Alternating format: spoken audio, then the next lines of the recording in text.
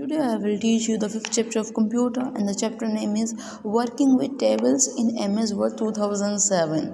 So हम आपको समझा चुके हैं। आज की जो हमारी हेडिंग है वो यहाँ से शुरू होगी, अप्लाइंग बॉर्डर्स एंड शेडिंग। तो हम किस तरह से बॉर्डर्स को और शेडिंग को अप्लाई कर सकते हैं उसके बारे में इसमें बताया गया है। तो हमने आपको बताया था डॉक्यूमेंट्स में किस तरह से हम कॉलम, रोज़, वो सारी चीज़ें अवेलेबल करवा सकते हैं। तो अब जब बात आती है बॉर्डर्स और शेडिंग की, सबसे पहले हम क्या है, हमें सिलेक्ट करना है अपने एंटायर टेबल को क्लिक करके टेबल मूव हैंडल का ऑप्शन को, ठीक है ना। तो जो भी हम अप्लाई करना चाहें, सिलेक्ट करना चाहें टेबल को, वो हम टेबल अपना सिलेक्ट कर लेंगे। सिलेक्ट करने के बाद हमें क्लिक करना है डिज़ाइन टैब के ऑप्शन पर। उसके बाद हमें टेबल स्टाइल ग्रुप में एक ऑप्शन आएगा टाइम लाइन स्टाइल का या लाइन वेट का, तो हम जिसको भी चूज़ करना चाहें चूज़ कर सकते हैं। उसके बाद हमें क्लिक करना है ड्रॉप डाउन एरो पर जो बॉर्डर बटन के नेक्स्ट है। तो वहाँ पर एक ऑप्शन आएगा बॉर्डर एंड शेडिंग का, तो उसको हमें सिलेक्ट करना है। उसके बाद एक drop down list menu appear हो जाएगा। उसके बाद हमें ऑल के ऑप्शन पर क्लिक करना है, यानी कि उसको ही चूज़ करना है। उसके बाद हमें कलर सिलेक्ट करने हैं। तो कलर सिलेक्ट करने के लिए ड्रॉप डाउन लिस्ट अवेलेबल होगी हमारे नीचे, हम जिस कलर को भी अवेलेबल करना चाहें कर सकते हैं नीचे से, ठीक है। उसके बाद हमें क्लिक ऑन करना है अप्लाई टू के बटन पर।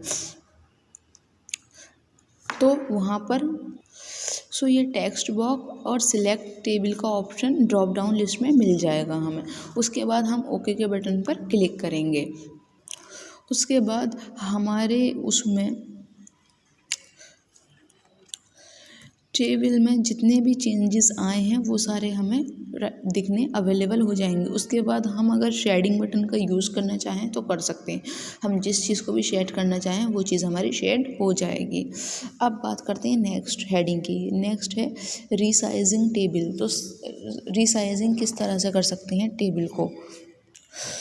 वैसे तो हम इंक्रीज़ और डिक्रीज़ खुद से ही कर सकते हैं एंड हैंडल का बटन को यूज़ करके। एंड हैंडल के यूज़ से हम इसको इंक्रीज़ और डिक्रीज़ कर सकते हैं हमारे टेबल्स को।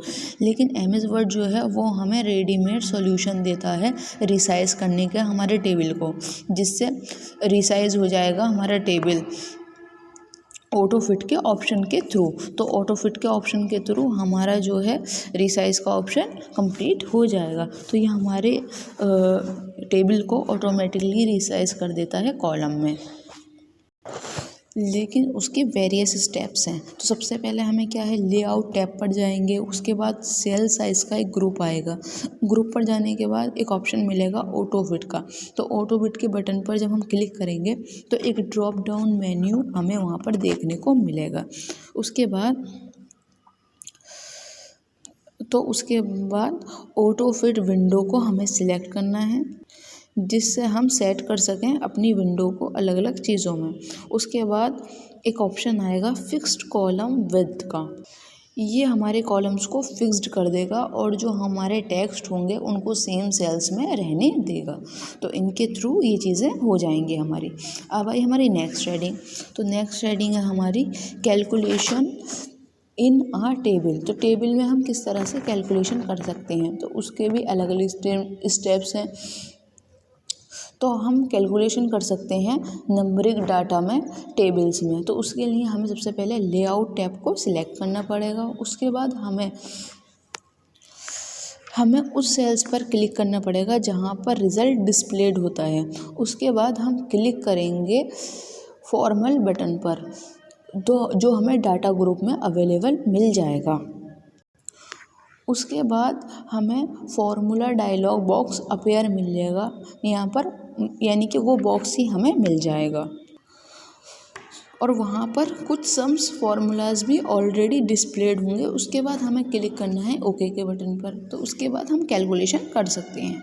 अब हमारी आई next heading, updating the total. तो हम अपडेट किस तरह से कर सकते हैं टोटल को।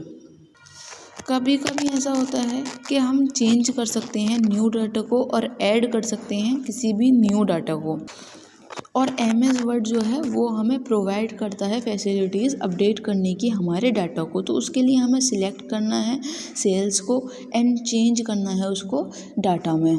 उसके बाद हमें सिलेक्ट करना है सेल्स को और जहाँ पर टोटल हमारा डिस्प्लेड होता है वहाँ पर। उसके बाद हमें प्रेस करना है F9 की को। तो F9 की को जब हम प्रेस करेंगे हमारे टोटल में हमें एक ऑब्जर्व चेंज देखने को मिलेगा, मानिए कि हमारा जो डाटा है वो अपडेट हो जाएगा F9 की से के थ्रू।